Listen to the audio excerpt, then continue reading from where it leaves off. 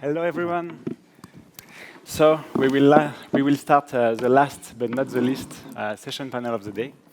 I am Geoffrey Cambefort, the co-founder and CPO of Hiremy.ai, a platform to hire and trade your AI agents. We are using the infrastructure of Scaleway.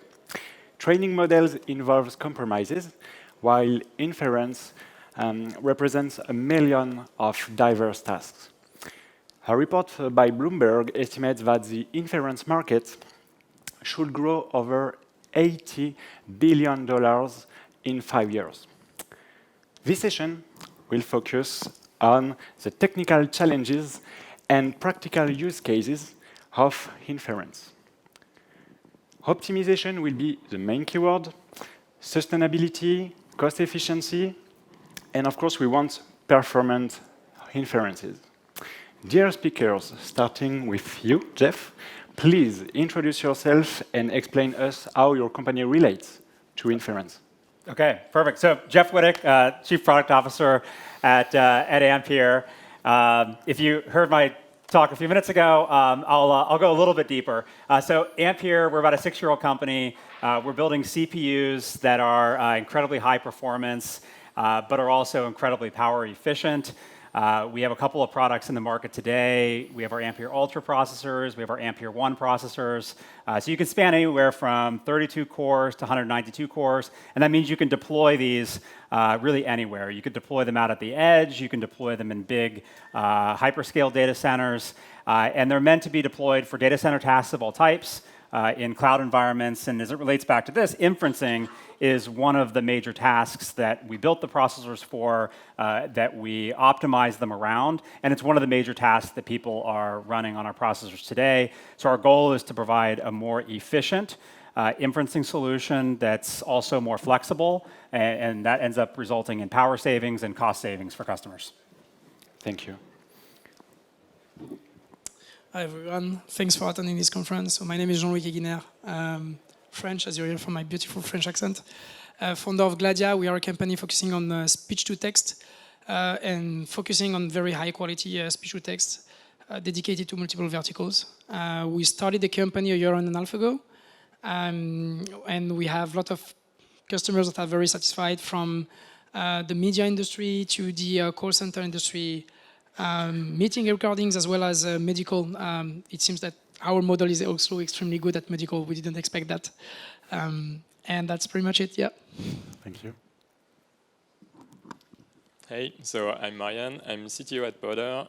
So basically what we do is that we search clips in hour-long videos. So to do that, we use a lot of different AI models, and we have pretty specific challenges regarding inference, as videos are pretty big. So maybe that's it for me. Thank you, Maryan. So Jean-Louis, I think you have a big exclusive announcement for us. We have a big announcement. Yes, we are releasing our new model starting on Monday. It's a module that is based on the Whisper architecture and is called the Whisper 0 because it doesn't have any hallucinations. So we're going to talk about inference and hallucinations, which is one of the big problem that you have with LLMs and architectures such as Whisper, which is the same as the LLM architectures when you're performing inference. So we released this new model. It's 60% better than the previous model. And we use 1.5 million hours of audio in multiple environments, meaning like clean environments, not only clinical environments, but like environments that are complex, also phonetic, phone calls, as well as a very noisy environment on the street, for instance. And so this model is performing like extremely well with an extremely high accuracy that has not been seen in the market so far. So we're very excited about that. Wow, thank you for this announcement. Yeah, thanks. Now, Maryan, you are a new CTO. Yeah. So can you share with us what are your challenges about AI today? So yeah, indeed, I was lead AI 2 weeks ago, and now I'm the CTO. So at Podder, we have many technical challenges.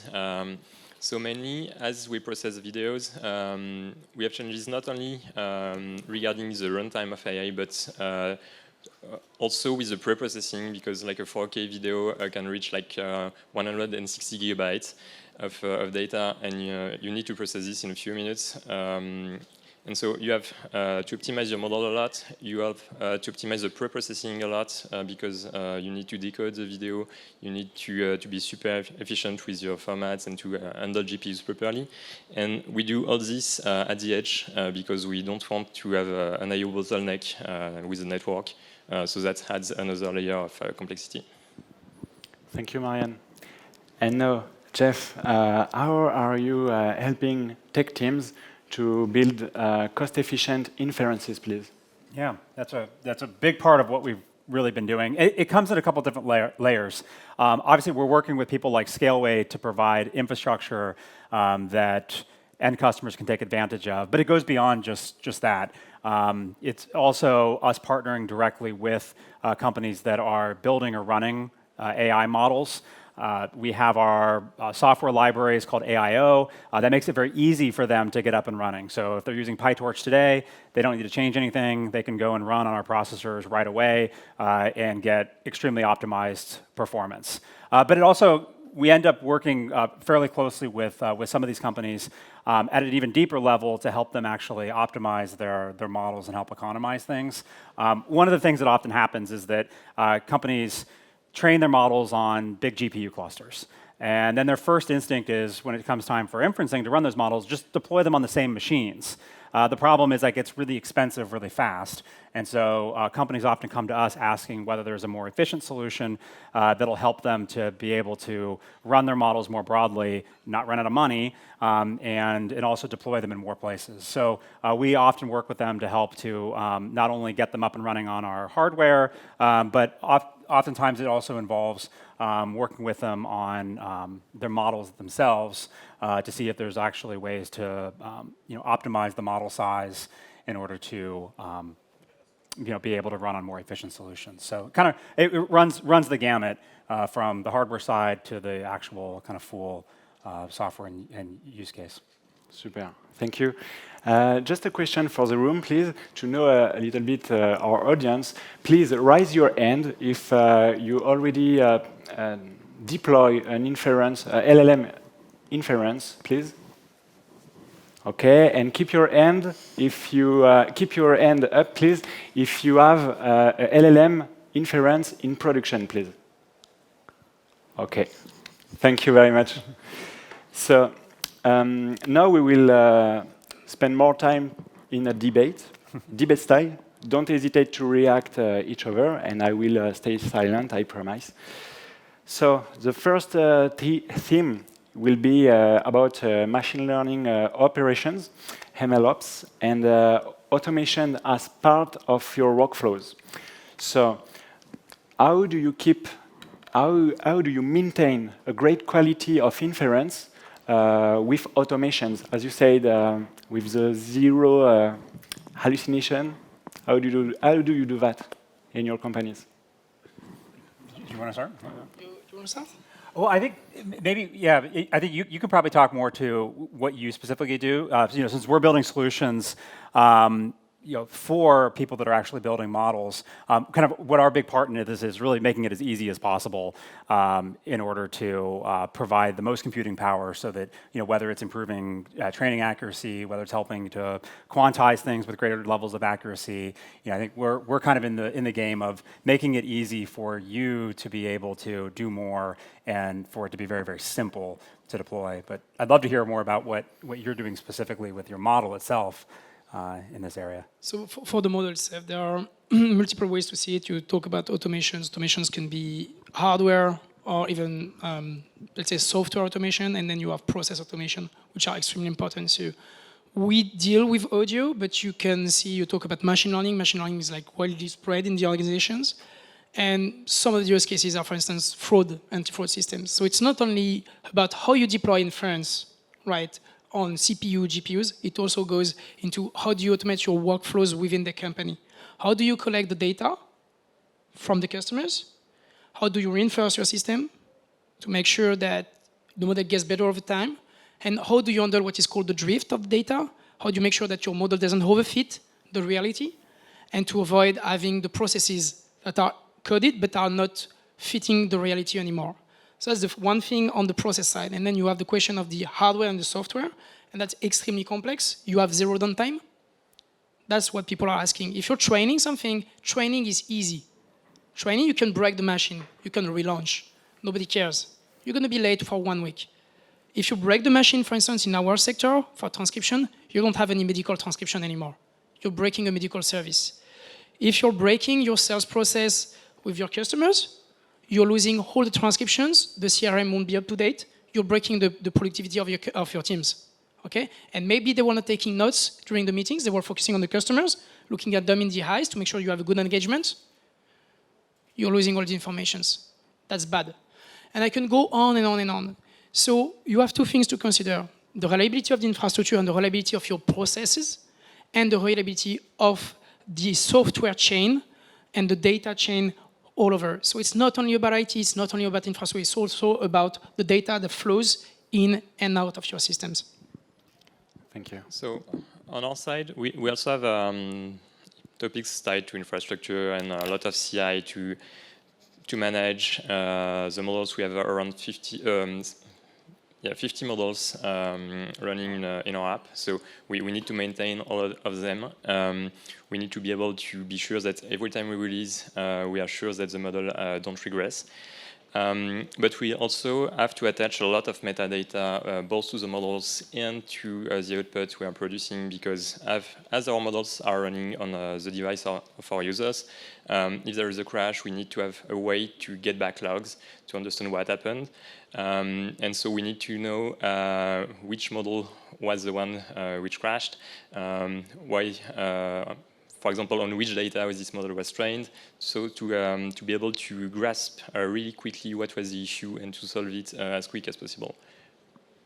Okay, thank you. Do you want to respond? Well, I like what you brought up about the differences between inferencing and training in terms of how reliability matters. Because you're right, in training, reliability matters, but in a different way. It's recoverable. And you're right that on the inferencing piece, having incredibly reliable systems with high uptime is incredibly important. And kind of a related piece to it is also having predictability and consistency in the results for inferencing matters a lot more as well.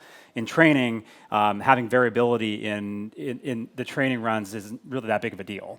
It doesn't matter if it changes from hour to hour, how much throughput you have, for instance. But in inferencing, it really matters if the latency changes dramatically from minute to minute. You need to have consistent latency. Those latency tails kill you, because the time that the inferencing result took, a second instead of 100 milliseconds, that might be a completely lost result for somebody. They've moved on, you've missed the critical time frame. And that is one of the areas that we really focus on from a hardware perspective, is ensuring that we're delivering hardware. When we say scalability, we don't just mean lots and lots of compute, we also mean that you can scale to many, many users and many, many workloads without losing that consistency in latency. Because once you lose that consistency in latency, it's useless. Okay. And now developers, they in the room and online watching us, they want to have practical advices about how to cut their spendings from test to production. It's obvious. So what are you doing in your companies, please, to control your inference costs and to reduce your impact on the environment? It's also something sustainability is very big quite now. So for us, the approach is quite radical. We don't use the cloud for inference. Like Great. we use, we are a specific case, because our customers, most of them are either streamers or video editors. So like they have really good hardware, they have workstation with good GPUs and a large amount of memories. So it's easy for us to run models on their hardware. And so we exploit this computational power and deploying our models as an API don't have like a really huge additional value for these customers. Thank you. So I'm going to go, Jeff, you already gave a big part of the answer. There are many techniques to optimize your model. Not only optimizing in a sense that the quality, but it goes also to the size of the model. Mm-hmm. And what's funny is in the latest development of AI, it seems that the two of them are correlated. So if you distill a model, for instance, there are ways that you can get rid of many parameters in your models, and you have like, we had Mistral just before, we had like many companies talking about LLMs, these big models, a lot of parameters. Some of them are useless, even worse than that. Some of them are penalizing you. And so getting rid of those is helping you to have a better memory impact, reducing the size of the hardware, reducing the time to get your model up to speed into the memory, reducing the speed of, improving the speed of inference, reducing the latency. And so with that, you're able either to fit more models within the same systems, or you're able to have smaller GPU card, for instance, and a big card, like we said, V100 is 250 watts. What is 250 watts? It's 2 MacBooks, like all MacBooks, Intel MacBooks. I'm not talking about the ARM MacBooks, because they are way more efficient. So it's like 2 big computers. That's one card. If you go on the T4 or L4 that was announced, 60 watt. So it not only matters on the quality that I said, it matters on how many models you are able to run on the same infrastructure, and it matters on what is the impact in the power consumptions. And lastly, because you have a smaller model, or you're reducing, for instance, the representation of the numbers within the card, maybe you don't need 32 bytes, maybe you need 16 or 8, and you get rid of the things that don't matter. What's going to happen? You need a bit less transistors. And so if you look at the end cost for the environments of those cards and those elements that we are building, 80%, around 80% to 90% of the CO2 that is being emitted is not at the consumption level. It's when you use trucks to excavate all the earth and do a lot of treatment to actually get the materials to build the cards. So 80 to 90% of the impact is not when you're running and saving, I don't know, 200 watts. It's when you're building. And so the less transistor you're going to have, the better impact you're going to have in the environments. So you have many levels to optimize, but we need to think hand-to-hand when you're building a cloud or an infrastructure. So it goes back to the cloud and inference. Inference is really good. Goes back to the cloud. Should you buy yourself GPUs or not? We are going into the cloud for impacts that are good impact in CO2, because if we don't use infrastructure during the night, because everyone is sleeping in Europe, someone else is able to use it. So we don't have to buy to build 2 cards. We are building twice less cards, better impact on the environment. So we need to think hand-to-hand when doing AI, and we have a responsibility toward that. Okay, thanks. Jeff, you want to add something? Yeah, well, I mean, I think that the elements of power efficiency are really, and sustainability are really important, because a lot of times we think just of the power that's being consumed when you're actually running the CPU or the GPU. And those numbers are, can sometimes be kind of staggering. I mean, you look at something like an H100 card, that can be 700 watts. So you've got the power that's being consumed there. The hidden cost of power is the cost to cool that hardware. You don't directly see that, but behind the scenes, a lot of power is being used to actually draw all the heat away from that CPU or GPU. So being able to run at lower powers has a dual benefit there. And you're right, there is all of the other impact from the actual manufacturing of the CPU or the GPU. So I think that's where, if you can improve utilization, use every single cycle on that CPU or that piece of hardware, that means less of them need to get built. That means a smaller environmental impact, and I think that's where, I think from our perspective, being able to run with CPUs means they're utilized all the time, because when you're not running inferencing, someone else might be running a web server on that same piece of hardware. And just to give you a tiny number, you should look at something that is called PUE, power usage efficiency, which is the ratio of the number of watts that you're using to run the system and the number of watts that you're able to get from the calculation. Mm-hmm. And if you look with all the systems, it's extremely interesting to look at different cloud providers. And if within the same cloud provider, depending on where you are in the globe, it won't be the same. So if you're running a GPU in Canada during the winter, it's going to be very good. If you're running in Canada during the summer, it's going to be very bad. If you're running the same card in the same conditions, but in a state where you're using cold to run the power, the electricity, is going to be bad. We are lucky we are in France, we have nuclear energy, so you have a good PUO. We have a good weather, PUO is really good, and the CO2 impact is really good. And all those things should help you to make better decisions towards the optimizations of your inference.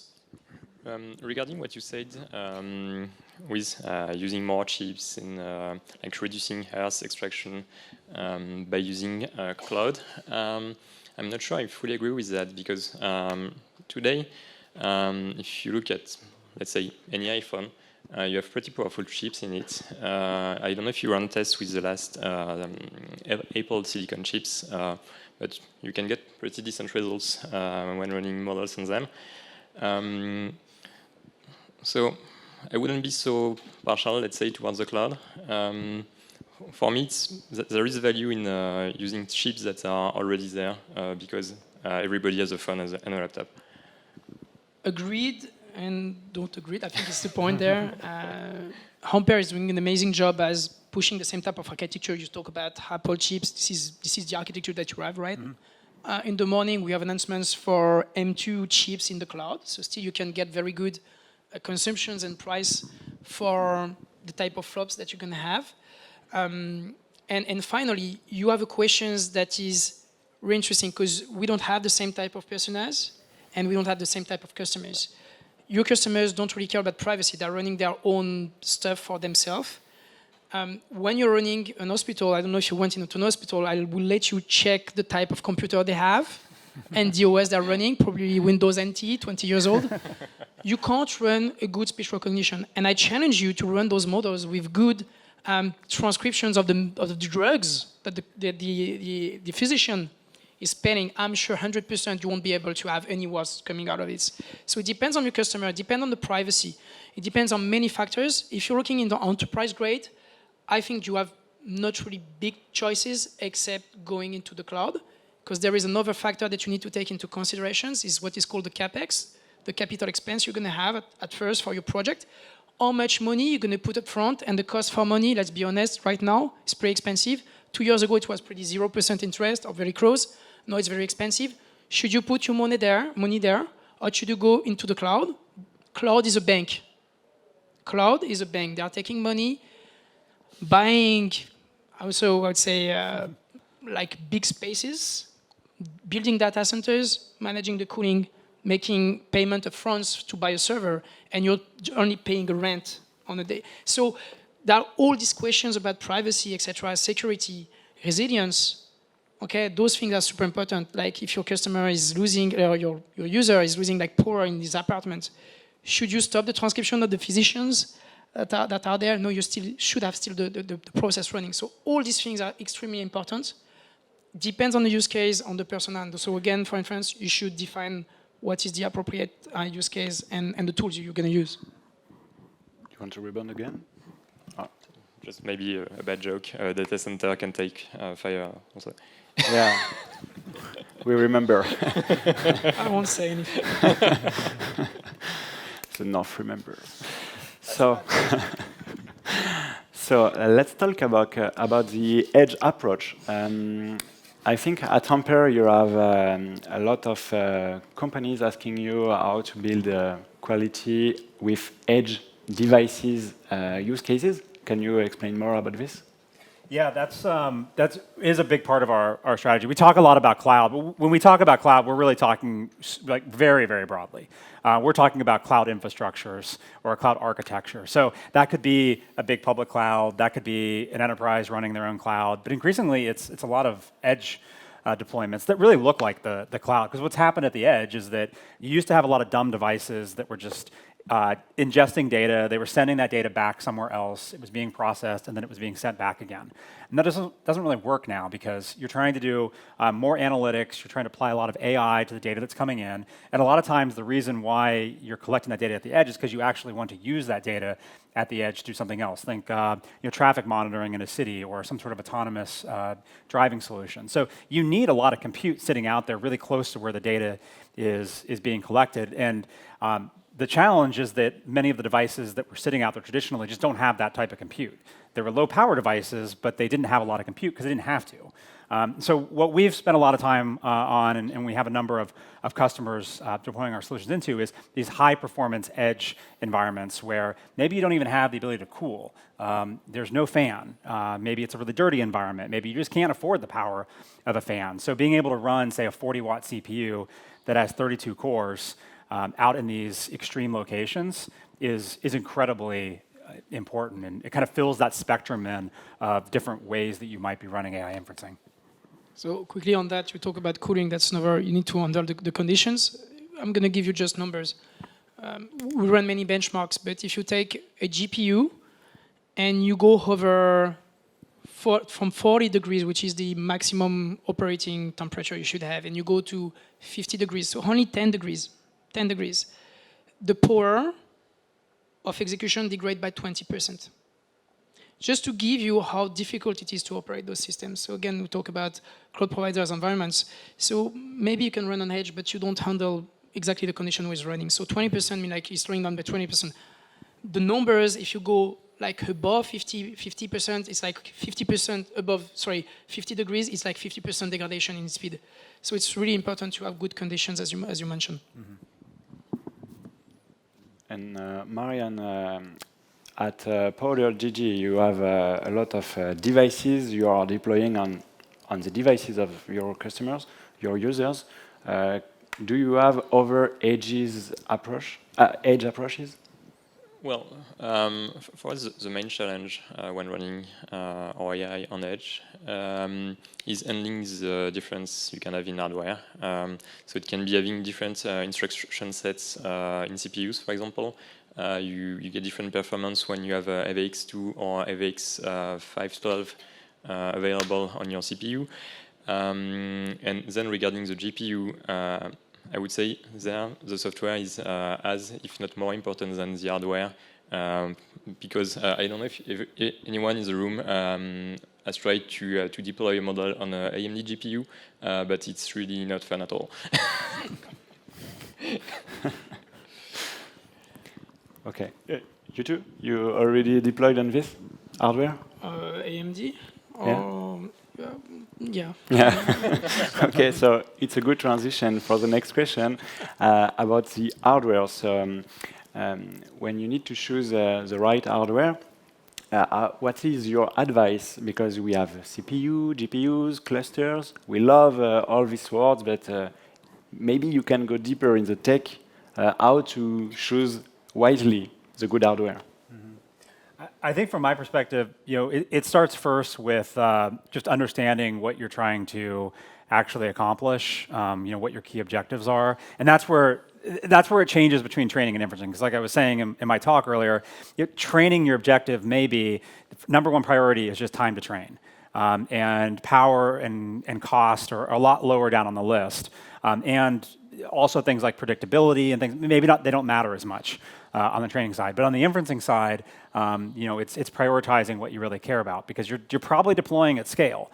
And so now all of a sudden, cost efficiency, power efficiency, consistency of performance, those all start to move up the ladder in terms of the priorities. So I think first it's understanding what your priorities are. It's understanding the requirements for the actual model. How big is the model? What's the memory footprint? Is there a way to actually optimize that? You mentioned earlier a lot of the parameters are useless. I was talking to a company that has a big foundational model. And after they did the initial training, which was many, many billions of parameters, I mean, they found now that 95% of the parameters have no bearing whatsoever on the final results. Now, you wouldn't know that until you actually went through the months of training. So they successfully proved out that they could build a model that big, and that it could generate mainstream results. But in the end, they can go and cut out 95% of it with no decrease in accuracy. And you're right, sometimes actually some of the data is actually detrimental, putting more data in. So it's also looking at where the ways that you can actually economize the model itself, and then it's about picking the right piece of hardware that it's going to most efficiently fit into, which from our perspective, most of the time, we think is a CPU for most models. But if you need to use a GPU, at least pick one that consumes the least amount of power and is the most efficient. Thanks. Yeah. So, a fun story. Are there big nerds in the room? It's easy to see you. You have long hairs and you have hoodies. So, quick story and funny story. I did run a lot of benchmarks on hardware. This is my job in the past. If you're doing training, what's important for you is the bandwidth between the disk and the GPU. And what you're going to do, you're going to load your truck, with big batch, and you're going to launch on the GPU. So you do care about the size of the highway. When you're doing Inference, you're looking at cost, the first thing, and latency. And so I did run some tests, say, how can I optimize my cost? And how do I put as many cards as possible, GPU cards as possible, on the same motherboard? Because a part of the cost is the motherboard, and then you have the different GPUs. It happens that if you take the PCI Express, so it's been technical, but the size of the highway, and you divide by 2, it doesn't change when you're doing Inference. If you divide again by 2, it doesn't change. If you divide by 2, you start to have 5 to 10% loss in performance. It means that you can put 4, 6, 8 times more cards on the same hardware. Because you can split the highway and having one line per GPU. If you're doing training, if you do that, you're going to kill the performance. And then you're going to kill the price per dollar that you're going to have. So define what is your use case, what is your final goal, and find the way to have the best setup. So there is always a bottleneck. If you're running, let's go into databases. If you're running in databases, your bottleneck is the memory, it's the RAM. If you're running web servers, your bottleneck is the number of CPU and number of threads you're going to have. And after you choose what is the key element that is the blocking, then you're going to find what is the next best hardware. So if I take a database, the best price, for me, the bottleneck is the RAM, I'm going to take the highest RAM possible. And then I'm going to find which CPU is able to handle that big amount of RAM. And then I'm going to choose my CPU. Don't do it the other way around. If you're running a web server, you need to have as many threads as possible. And then you choose which RAM is applicable. And then you're going to choose your NVMe. Do you need NVMe actually? You don't. So stop buying the Top Gun infrastructure, find what is the best for use case. The same for AI, it's been the same for database, it's been the same for web server. It's been the same for years and years. It's just a different way to buy it because the cost of the item that you need to leverage is way higher than what it used to be. So GPU is probably 90% of the hardware that you're buying when you're buying a server like that. So it's just being bigger in terms of problem, but the problem remains the same. What is your case? How do you optimize? You want to add something about hardware? Yeah, I agree a lot with what you say, Jeff. When developing model, you are tempted to make it work. That's your main goal first. But it's easy to overlook the compression phase and just try to find the proper hardware too soon. It's really important to focus on compressing the models first because most of the time you have a bunch of useless parameters in them. And at Powder, we always try to make the model run on CPU first. And if we really don't achieve this, then the GPU is the last resort. But that's our main focus, yeah. CPU first. Okay. And so if I understand your opinions is that the two KPIs are latency and cost for your inference? We agree? Mm-hmm. Okay. So now about the future, if our startup is growing, we want to scale. So scaling is challenging. So what are your tips to get ready to scale? And maybe you need to think when you are building, not when you are scaling, because it's too late, maybe. What are the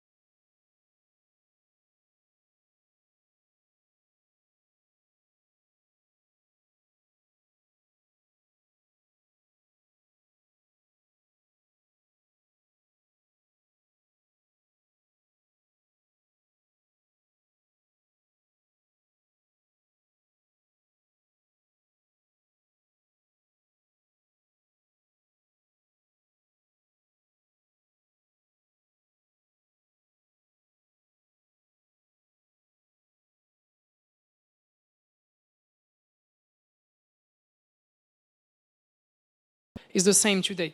If you're doing like speech recognition, you need to have your website up to date, very likely to scale between 8 a.m. and 8 p.m. That's not a new problem. It's the same for the website, it's the same for Black Friday, it's the same for like weeks of days, it's the same for your IT, for the size of the VPN, and that's what we saw with the COVID. The VPN were like needed to scale, etc. So you need to think about it as a website, and you need to think about the traffic, and you need to find what is the right provider to have the stock and the flexibility while not eating your costs. And the problem is like we have a big starvation of GPU. I was in San Francisco like this summer. It's funny, you had some meetups that were dedicating on how do I get availability for the GPUs, because every time there are GPUs coming in the market, they are preempted by the big labs. So how do I run Inference and how I'm able to sell my product? And that's a big question, because you're going to have either flexible providers, and you will be able to have the availability between 8 a.m. and 8 p.m., or you will have to commit on a monthly basis, costing you more, and the GPU will be sleeping at night. And that's not good for the environment and not good for your portfolio. So it's just a matter of picking the right tool for the right job again. So scaling for us is a bit different because as we can do most of our compute at edge, it's not really hardware scaling per se. It's more about scaling the amount of user we can reach in a short time, because when you have when you run the models locally, the UX is a bit different because you cannot just log in and try in a few seconds. You need to download and install first, and so today we are developing also a web version of our app, but this version is like an introduction to our main product, and maybe in the next few months we will have like an hybrid approach where some of the models run cloud side, but the target is still to run most of them on device.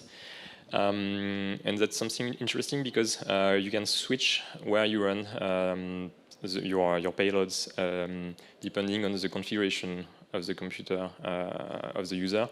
Yes, that's something we'll try to push over the next few months. Okay, we have 20 seconds to add another tips to anticipate an issue with Inference. Who want to add something? Maybe, yeah, just never estimate the pre-processing because when you train a model, most of the time it's like in a nice sandbox and you use lots of research libraries, and then you deploy. And for example, let's say you have an image and you want to downscale it. So really simple, you downscale an image. If the algorithm which downscale the image is not the same during training and inference, then you lose half of your performance really quickly. And that's something you really need to take care of when doing your research and deployment. Super. So thank you, everybody. Our session is coming to an end. Thank you, speakers, for your exclusive insights, and thank you, Scaleway, for this amazing day at Station F. Thank you.